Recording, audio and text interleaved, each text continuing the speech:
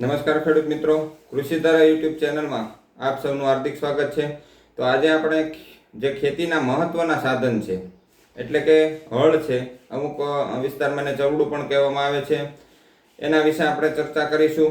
તો આપણે વિગતે ચર્ચામાં એમાં કેટલી સબસિડી મળે છે એના વિશે ચર્ચા કરીશું। ઓનલાઈન અરજી ક્યારે અને કેવી રીતે કરવી, અરજી માટે કયા આધાર પુરાવો જોઈશે, ખરીદી ક્યાંથી કરવી અને ખરીદી કર્યા બાદ ડોક્યુમેન્ટ કોને જમા કરાવવા અને કયા ડોક્યુમેન્ટ જમા કરાવવા અને સબસિડી રકમ ક્યારે જમા થશે ત્યાં સુધીની આપણે સંપૂર્ણ ચર્ચા કરી દઈશું।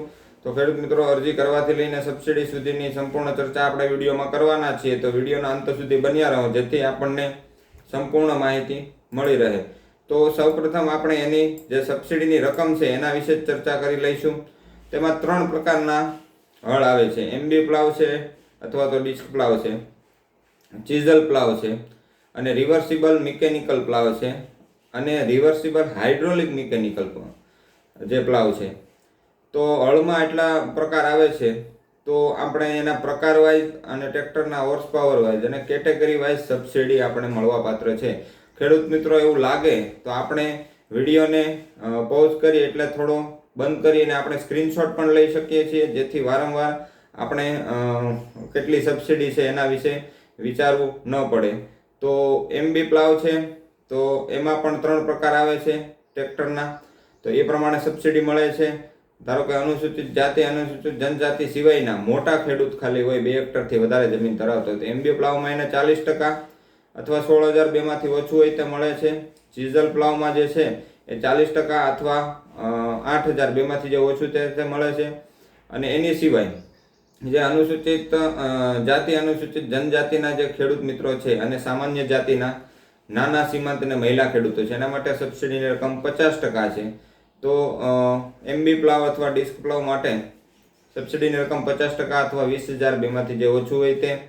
ચીઝલ પ્લાવમાં 50% અથવા 10,002 માંથી જે ઓછું હોય તે સબસિડી મળવાપાત્ર રહેશે। એવી જ રીતે આપણે 20 BHP થી 35 BHP સુધી જોઈએ તો એમબી પ્લાવમાં મોટા ખેડૂતો માટે 25,000 અથવા 40%, અને અનુસૂચિત જાતિ, અનુસૂચિત જનજાતિ અને સામાન્ય જાતિના નાના સીમાંત મહિલા ખેડૂતો માટે કુલ ખર્ચના 50% અથવા ₹30,002 માંથી જે ઓછું હોય તે। હવે આપણે સ્ક્રીનમાં દર્શાવ્યા મુજબ બધા કેટેગરી વાઇઝ આપણે અહીં દર્શાવી દીધું છે।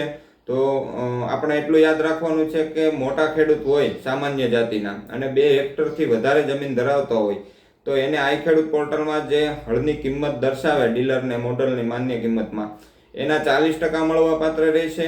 અને અનુસૂચિત જાતિ અને અનુસૂચિત જનજાતિ અને એની સાથે જે નાના સીમાંત ને મહિલા ખેડૂતો છે સામાન્ય જાતિના, એને સબસિડી 50% મળવાપાત્ર રહેશે। એટલું આપણે ખાસ યાદ રાખવાનું છે। તો વધુમાં વધુ સબસિડી આપણને જે છે એ 89,500 રિવર્સિબલ હાઇડ્રોલિક મિકેનિકલ પ્લાવ હોય તો એમાં 89,500 સુધીની સબસિડી આપણને ખેડૂત મિત્રો મળવાપાત્ર રહેશે।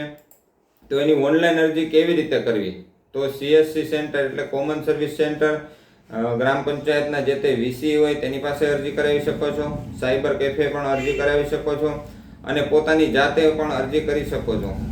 ખેડૂત મિત્રો, પોતાની જાતે પોતાના મોબાઈલ દ્વારા આઈ ખેડૂત પોર્ટલ ઉપર અરજી કેવી રીતે કરવી એનો વિડીયો આપણે યુટ્યુબ ચેનલમાં મૂકી દીધેલો છે, તો આપણે એની લિંક પણ વિડીયોના ડિસ્ક્રિપ્શનમાં મૂકી દઈશું, જેથી ખેડૂત મિત્રો પોતાની જાતે પણ આપ લોકો પોતાનું ફોર્મ જે છે તે ભરી શકો છો।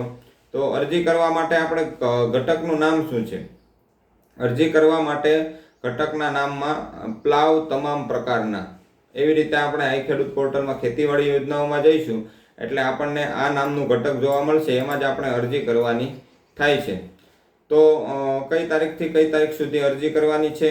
તો તારીખ 27/3/2026 થી 26/4/2026 સુધી આપણે અરજી કરી શકીએ છીએ અને બધી અરજીઓ 1 મહિના સુધી થઈ જાય ત્યારબાદ આ અરજીઓનો ડ્રો કરવામાં આવશે અને ડ્રોમાં જે ખેડૂત મિત્રોના નામ આવે એ ખેડૂત મિત્રોને પૂર્વ મંજૂરી એટલે કે ખરીદીની મંજૂરી આપવામાં આવશે કે તમે જે ખેડૂત મિત્રો છે તે ખરીદી કરી શકો છો। તો ઓનલાઈન અરજી કર્યા પછી શું કરવું? ઓનલાઈન અરજી કર્યા પછી ખેડૂત મિત્રો અરજીની પ્રિન્ટ પોતાની પાસે રાખવાની રહેશે। અને જો તમારું ડ્રોમાં નામ આવે અને પૂર્વ મંજૂરીનો લેટર તમને મળવાપાત્ર થાય અને ગ્રામ સેવક શ્રીને આપણે ફાઇલ જ્યારે રજૂ કરવાની થાય ત્યારે આની પ્રિન્ટ જે અરજીની પ્રિન્ટ જે છે એ આપણી પાસે રાખવાની રહેશે. એટલે એની પ્રિન્ટ હોય તો આપણને જમા કરવાની રહેશે. 3 પેજની જે પ્રિન્ટ છે તે અહીં નીકળી જાય છે. પૂર્વ મંજૂરીના હુકમ બાદ સાધનની ખરીદી માટે આપણને 30 દિવસની મુદત આપવામાં આવે છે. તો 30 દિવસની અંદર આપણે ખરીદી કરી લઈ અને પૂર્વ મંજૂરી હુકમ મળ્યા બાદ સાધનની ખરીદી કરી એનું પાકું બિલ જે છે, હાથ બાર આઠો છે, આધાર કાર્ડ છે, એવા બધા ડોક્યુમેન્ટ આઈ ખેડૂત પોર્ટલ પર રજૂ કરવાને દેશે અને 30 દિવસની અંદર જ આપણે ગ્રામ સેવક શ્રીને ફાઇલ રજૂ કરી દેવાની રહેશે. તો સાધનની ખરીદી ક્યાંથી કરવી? તો સરકાર શ્રી દ્વારા માન્ય કરેલી જે કંપની હોય અને જે મોડલ માન્ય કરેલા હોય અને એના જે ડીલર હોય એની પાસેથી જ ખરીદી કરવાની છે. આપણે આઈ ખેડૂત પોર્ટલ લિસ્ટ એનું જોઈ શકશું. તો આઈ ખેડૂત પોર્ટલ આપણે ખોલશું એટલે કંપની અને ડીલર ટેબમાં આપણે જઈશું. એટલે વિભાગ આપણે ખેતીવાડી પસંદ કરવાનો છે. ઉત્પાદન પ્રકારમાં ખેત ઓજાર સાધનો જ પસંદ કરવાનું છે. ઘટકમાં પ્લાવ તમામ પ્રકારના અને સાધન સામગ્રીમાં પ્લાવ તમામ પ્રકારના સર્ચ કરશો, શોધો પર ક્લિક કરશો એટલે આપણને જે આપણા તાલુકાના અથવા આપણા જિલ્લાના જે ડીલરો છે એનું લિસ્ટ આપણને મળી જશે. તો આપણને પૂર્વ મંજૂરી મળી જાય. ખરીદી કરી લીધી પછી જમા કરાવવાના ડોક્યુમેન્ટ એટલે ગ્રામ સેવકશ્રીને કયા કયા ડોક્યુમેન્ટ જમા કરાવવાના રહેશે. તો સાધન સહાય ફોર્મ એટલે કે ચેકલિસ્ટ, ઓનલાઈન અરજીની પ્રિન્ટની સાથે જો સંયુક્ત ખાતેદારનું સંમતિ પત્રક નીકળી જશે 3 પેજમાં.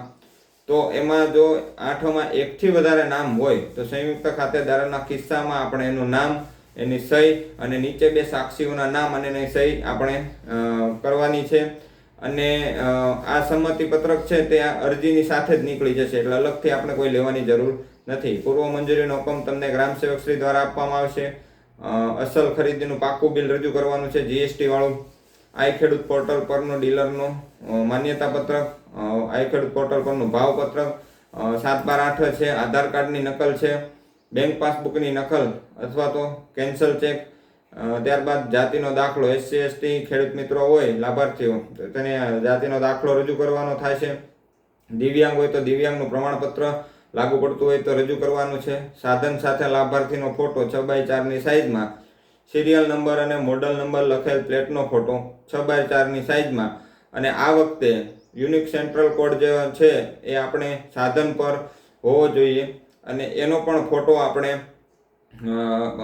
6x4ની સાઇઝમાં કઢાવીને આપણે ફાઇલમાં જમા કરાવવાનો છે. ફાઇલ જમા થઈ જાય પછી થોડા સમય બાદ ગ્રામ સેવક શ્રી દ્વારા આપણને જણાવવામાં આવે એ સ્થળે તાલુકાનો કેમ્પ રાખેલો હોય તે સ્થળે આપણે પોતાનું સાધન ચકાસણી કરાવવા લઈ જવાનું છે અને પોતાની ચકાસણી સાધનની જે છે તે કરાવી લેવાની છે.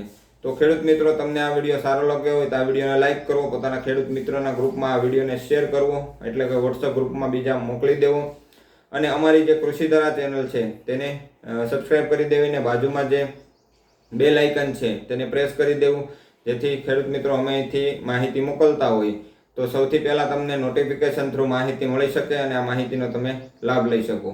જય જવાન, જય કિસાન.